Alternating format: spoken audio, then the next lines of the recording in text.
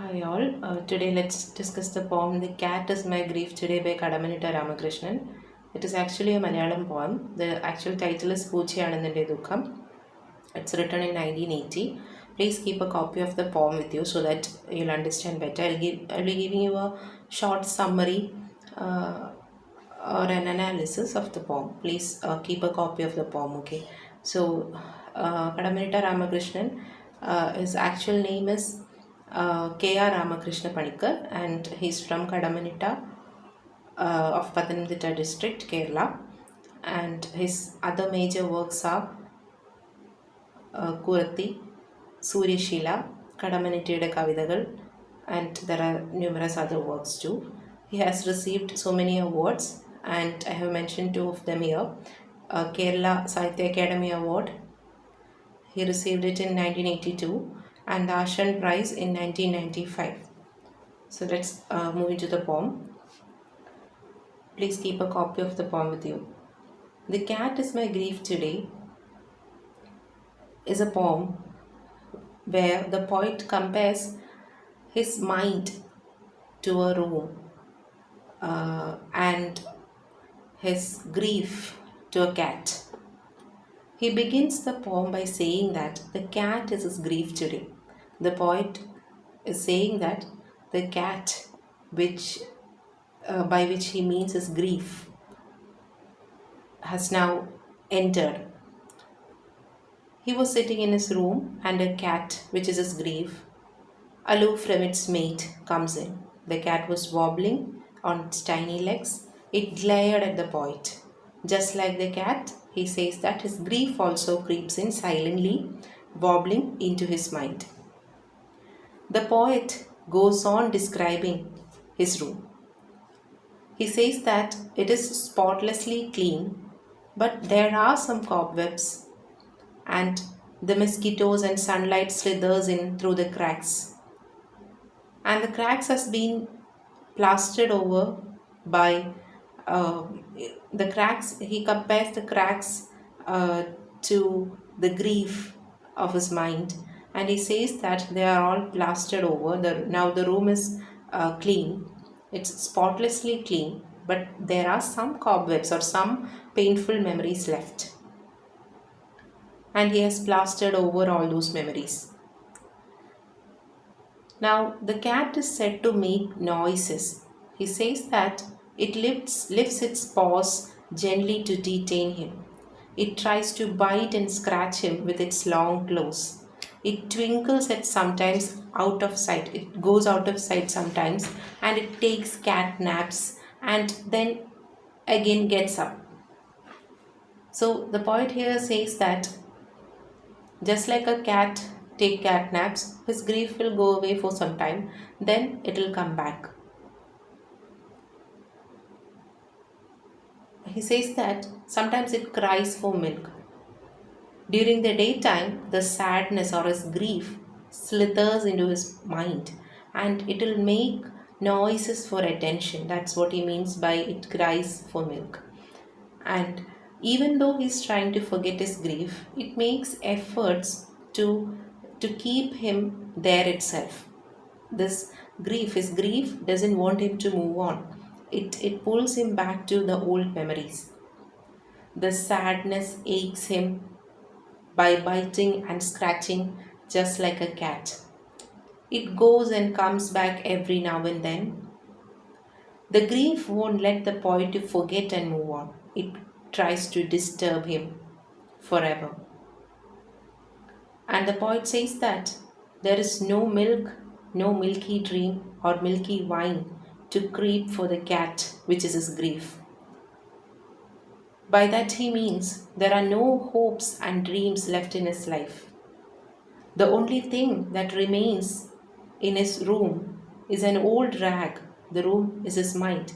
So he says that the only thing that remains in his room is an old rag that has been worn out and a thick stain on the floor left behind.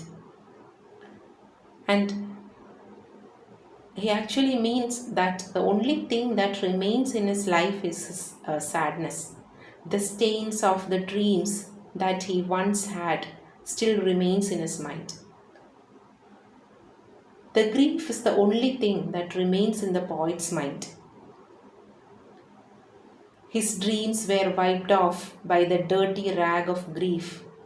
The grief disturbs his little joys, his peace, and the silence of his mind, just like a cat that paws and slashes.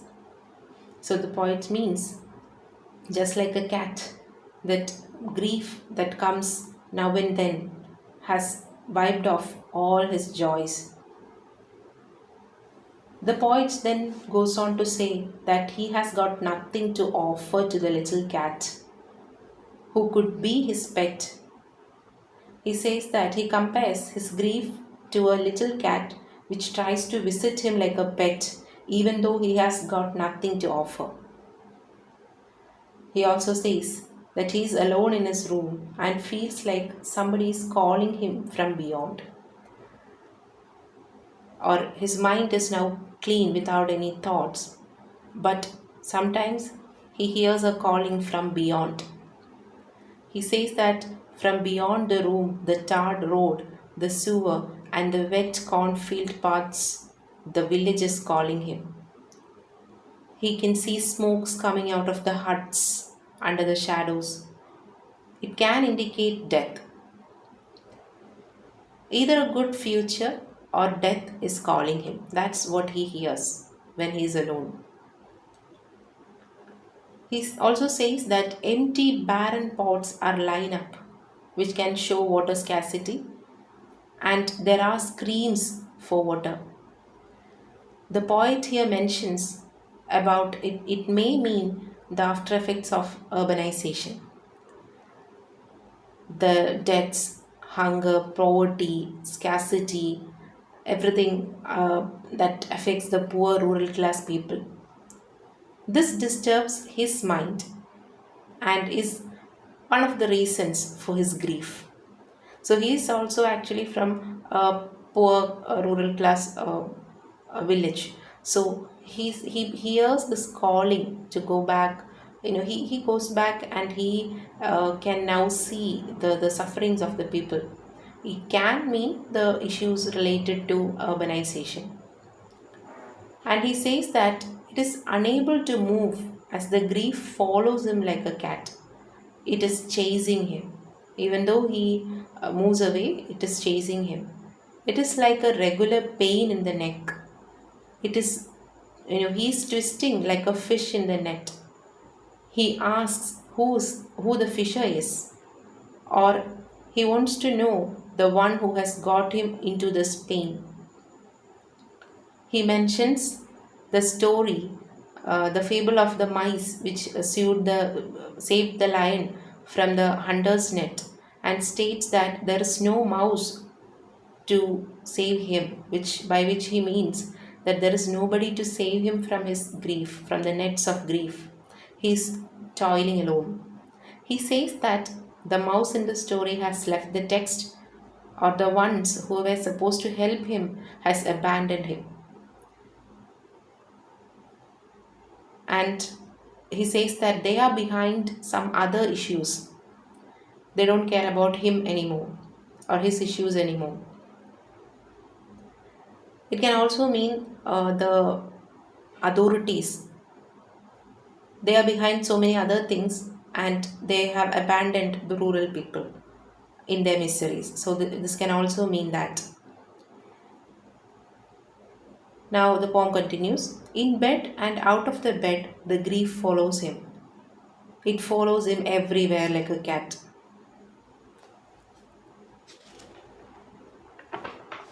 The cat is following him and like a siege or a military attack. Once in a while, the poet tries to throw out the cat or the grief into the sewer, and he sits back thinking about death, hoping that the cat would be far off. And yet it comes back covered in mud, mewing, and staggering on its tiny legs towards him. This can show that whenever the grief leaves him, the thoughts of death crawls into his mind. Instead of nice thoughts, the thoughts of death creeps in when he is alone. This can indicate that the poet finds death as a solution for his sadness. Once at noon, he decided to eat up the cat or the grief, and he believed that that will do him good. Thinks that the solution to grief putting him down is to eat up the grief, and this can reduce his bitterness and his resentment. He is constantly hungry or sad. He believes that if he eats away the grief, he'll be able to put an end to the grief. That turns his dreams into nothing. But then he finds that the grief tearing him and eating him in pieces, part by part, with perfect clinical accuracy. He finds that the grief is consuming him instead of him eating the grief. He feels that he cannot fight as his hands are held tightly behind. He has become physically and mentally weak with grief. But still, he is relieved that once the grief has consumed or eaten him completely, there will be nothing left to hurt him. He feels that if he dies, then the grief can no longer hurt him. So, this is a summary of the poem. So, the grief is compared to a cat and his mind to a room into which the cat crawls silently and creates chaos. Now, the major themes can be existential crisis, grief, urbanization, death. So, that's a brief summary of the poem. It's a very simple poem, and please keep a copy of the poem. Please go through the poem so that you'll understand better. Thank you.